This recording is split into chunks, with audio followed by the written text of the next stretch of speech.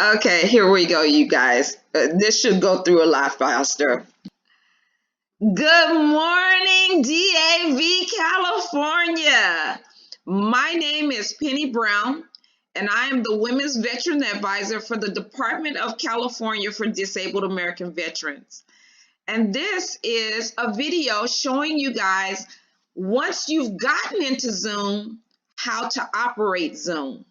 So we just wanted to know and show you guys all the bells and whistles that Zoom offers in order to be proficient at it.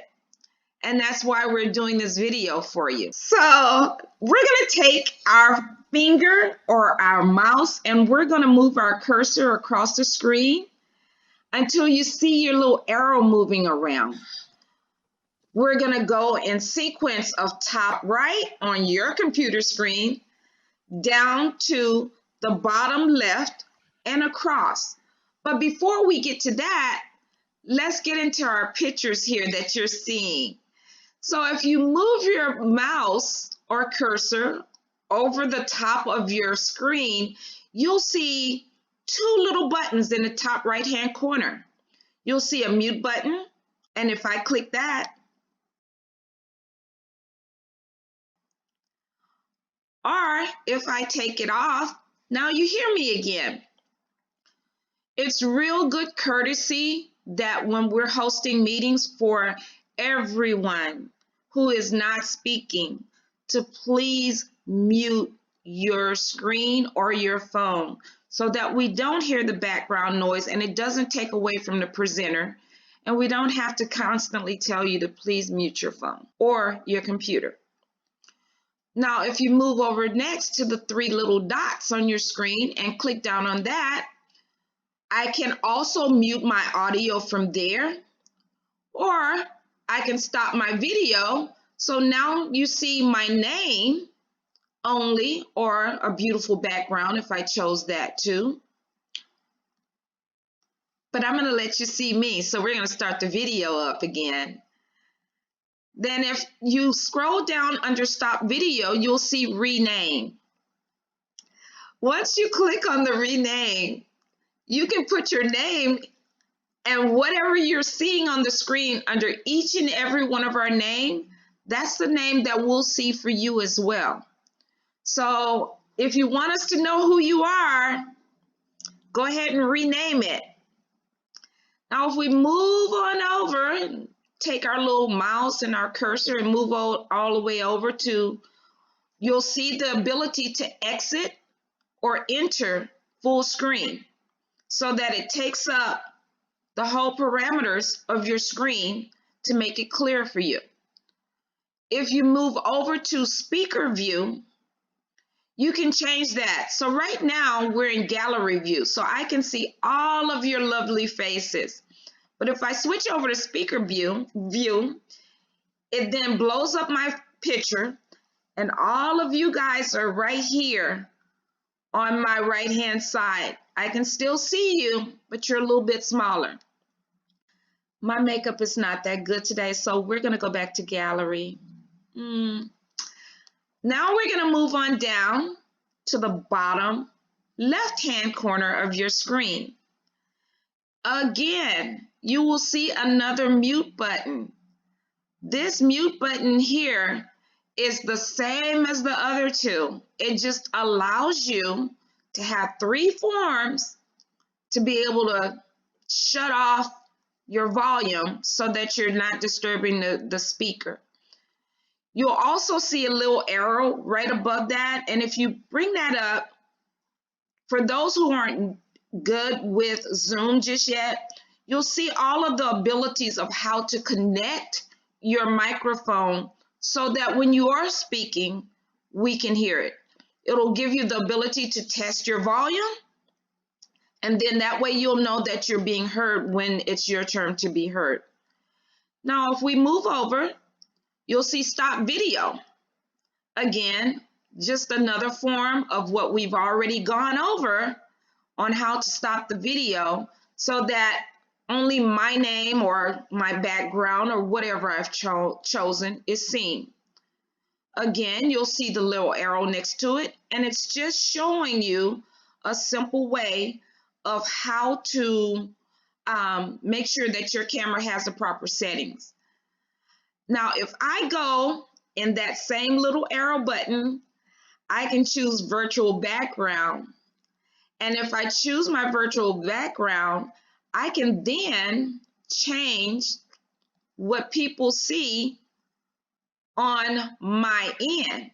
As you see, all my comrades are doing right now. Everybody, see, Joseph's partying like a rock star. Oh, Renee's in the woods, and we have Dee in the rainforest, along with, well, Robert decided to go to the Aurora Lights in Alaska. So that's what he's doing today.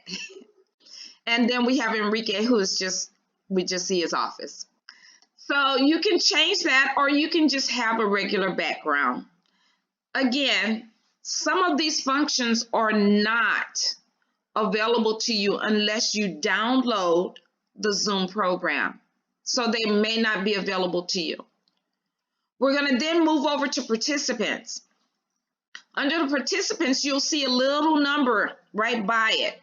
And that's just telling you how many people are actually on your meeting. When you start having bigger meetings, you'll start having more screens. And with having more screens, you have to sometimes move over so you can see everyone. So with that being said, if you click on the participants button, you'll see everyone's name who is in the meeting. You'll see whether or not they have their mute on. You'll see whether or not their video is on. And you'll actually see the little microphone of me talking. And you'll be able to invite people or mute all if you are the host. Now, if you're the host and Robert has made you the host to do your meeting, you'll be able to have the functions that I have that everyone else does not have. Okay, once you become the host, you'll have many more functions that you'll be able to do. But right now, since I'm the presenter, I have a majority of the functions. I also have the ability to record this Zoom so that it can be played back later, so that it can be made record for your chapter, for a number of other things. So at this point, if you see the little arrow next to participants, that little arrow gives you the ability to invite more people to our Zoom. It'll bring up the link, and then you're able to send that off to invite more people to our Zoom. Now, when you do decide to host a meeting and Robert is giving you all the abilities, you'll get a whole bunch more included in. You'll be able to host breakout rooms where if you want your finance committee in one room, you'll be able, if you want your membership in another room, if you want your chapter service officers in another room, you're able to host breakout rooms for those people to be able to do the business that they came to do. Now, to the last fun part of this, you'll also see a button called reactions. If you click on the reaction, you see little emojis pop up. So I'm gonna clap my hands and everybody else is gonna do, oh, Joseph gave me a heart. Thank you, Joseph. Oh, look at Ricky's party and hey, clap, clap, Renee. Love it, love it. Thank you, Dee. And Robert's just over there with his Christmas village, but that's okay. If we go over to the very bottom right-hand corner, that's the end button. If you press it by mistake, don't worry about it, because you get a second chance to be asked if you really want to leave the meeting. So if you click it by mistake, say no. You'll still stay in the meeting, but if you really want to leave, hit end and then hit leave the meeting, and then we'll see you the next time we have anything pertinent to give out as far as DAV California.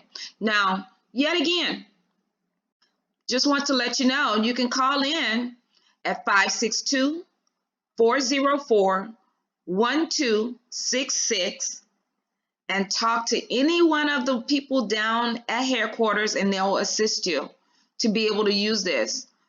You can use it for your chapters. You can use it for your chapter service officers to get information out to veterans who don't know how to do anything with their claim. You can schedule a face-to-face with them.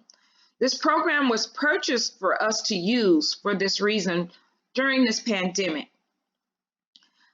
My name, again, is Penni L. Brown.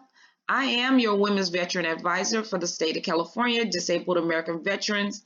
And if you ever need to reach out to me, my hours are 11 to 2, Tuesday through Friday, and my phone number is 805-742-4258. Once again, that phone number, 805-742-4258. Be safe, stay blessed.